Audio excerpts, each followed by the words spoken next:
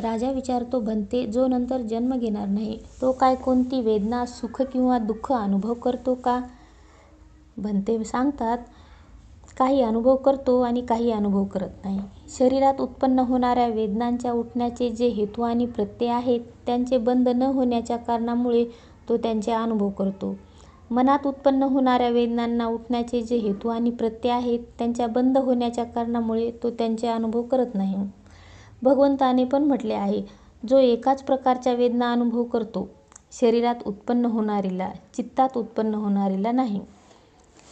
महाराज, अर्हताला ना कोणती इच्छा असते ना कोणती आवड.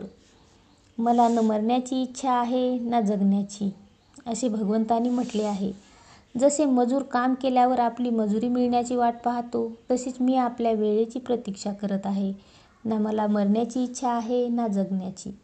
ज्ञानपूर्वक सावधान होऊन आपल्या वेळेची प्रतीक्षा करत आहे.